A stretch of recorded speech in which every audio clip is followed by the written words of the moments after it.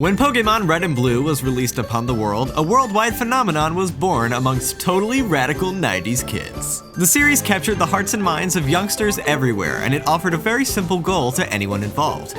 Gotta catch 'em all.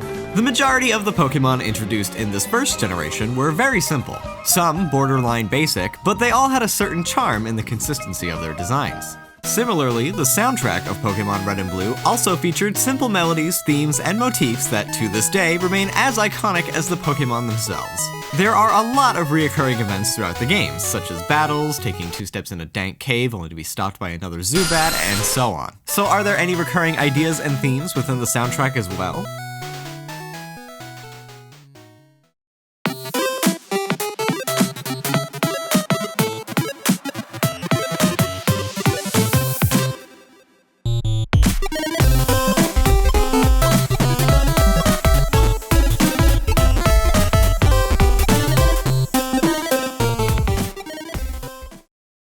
Despite all that was said in the introduction, the opening fanfare is actually one of the few outliers of the soundtrack, so we'll put that one on the side for now. The main theme kicks off with this passage, just over 2 bars in length, and it's the first of many instances in which a track opens with a small pickup phrase.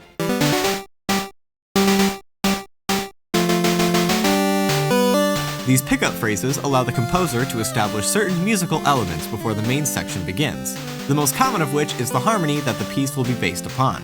This is known as the key signature, and it's primarily executed through the inclusion of the tonic chord. The tonic chord is built upon the first degree of the key signature's scale. For example, if we were in C major, the tonic chord would be C major.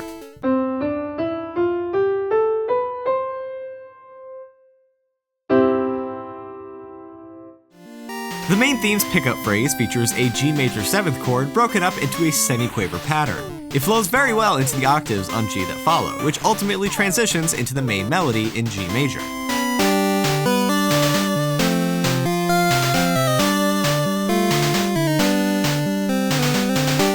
There are a few pickup phrases that include the chord built upon the 5th degree of the scale, which is known as the dominant chord. This is considered to be the second most important chord in Western music, just behind the tonic chord, as the transition between the two creates resolution in the harmony.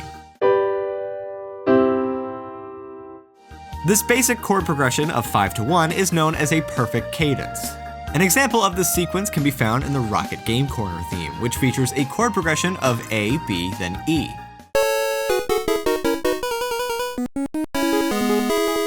In a few instances, however, the harmony intentionally does not help establish a key, and this is most apparent in the pickup phrases of the battle themes. If we take a peek at the Wild Battle theme, you can see that the secondary melody line features this descending semi-quaver motif that jumps up a tone each time it's repeated. Above this, you have another semi-quaver motif, however this one remains the same throughout. We also have an ascending bass line beneath this. The combination of these 3 parts supports the perilous feel of the scenario by creating atonality and a strong dissonance between the harmonic clashes.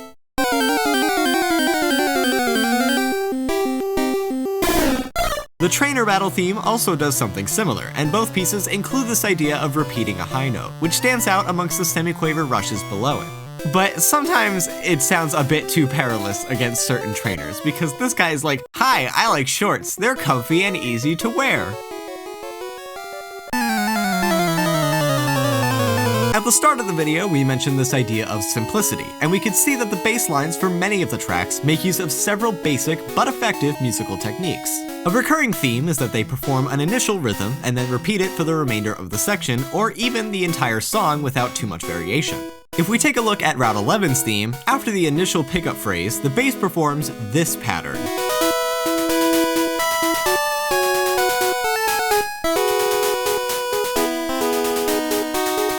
This rhythm is repeated throughout the track, with only one instance where a note is added in place of a quaver rest. The bass lines don't get too complex, and tend to keep this repetition of an initial rhythm motif. But one that sticks out that's quite deceptive in its simplicity is featured in the Caves of Mount Moon track. It starts off with a very simple quaver rhythm, made up of a broken triad chord repeating every bar. However, what's not simple is the chord itself and the use of double sharps. Sharps and flats are applied to notes in order to raise or lower them by 1 semitone respectively. There are also double sharps and double flats, which raise or lower the note they're applied to by 2 semitones, respectively.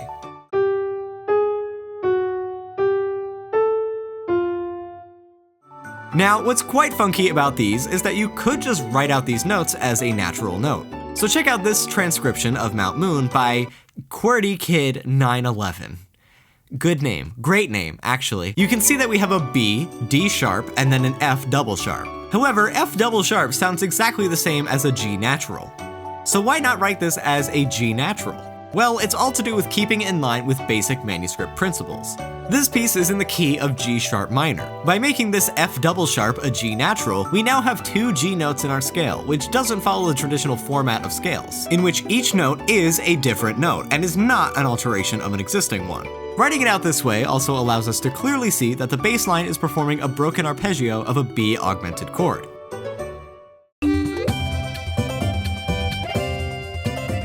Major chords and minor chords are determined by how far the third lies from the first.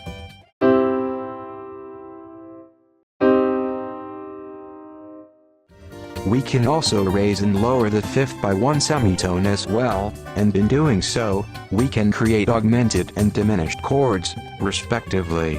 An augmented chord is made up of the root note, a major third, and a raised fifth.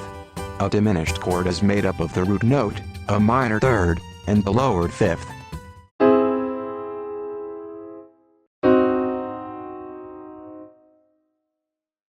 The real brilliance of this bass line doesn't show itself until later on, though. After this small bridge of long-held notes and chromatic semiquaver rushes, the bass figure returns, this time inverted.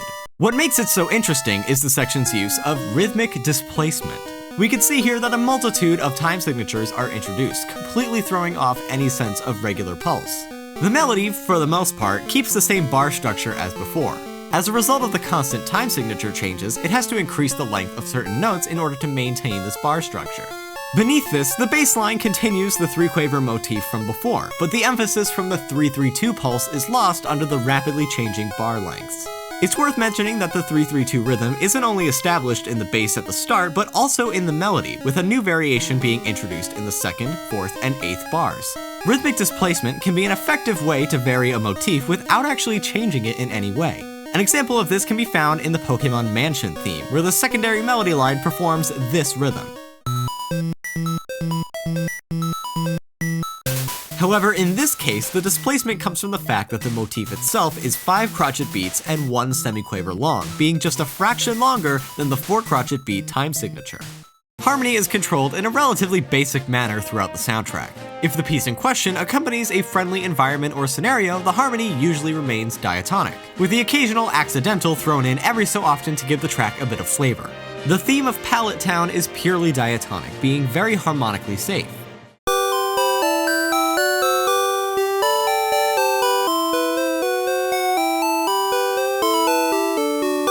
This could be a reflection on the safety one might feel in their hometown, where everything seems natural and nothing is out of the ordinary.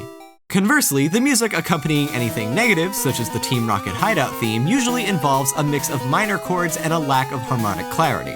Minor keys generally help convey melancholy or dismay. This is mixed with an abundance of chromatic notes, which keeps the listener uneasy. So let's jump all the way back to the beginning. The way in which the opening fanfare controls harmony is unique amongst the rest of the soundtrack, as it blends together the two concepts we've just discussed. The piece starts out with intervals a fifth apart, also known as power chords in pop music. This interval lacks any clear indication of major or minor tonality, as it lacks the third.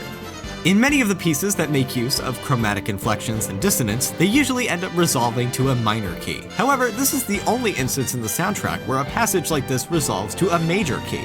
This immediately alleviates the tension built up throughout the intro and resolves it with a somewhat hopeful and accomplished feel.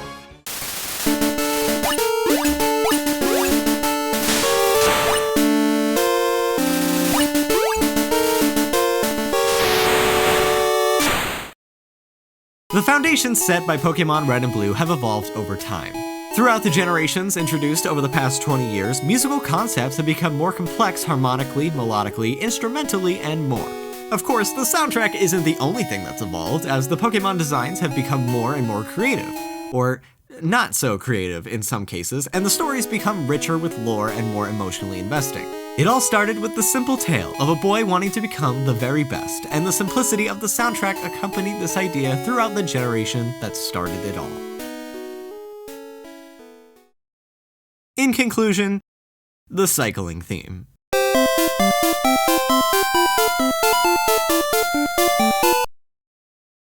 Thanks so much for watching. If you enjoyed this video, please consider giving it a like, and if you want to watch another video, check out this remix of Hau'oli City from Pokémon Sun and Moon that Bulby made. And if you want to watch something that I made, you can check out my video on Pokémon Sun and Moon. Bulby actually did my intro jingle, and it's real good. He did it in like 20 minutes too, because he's just a savant like that. Anyway, thanks for watching. Have a good day. Bye.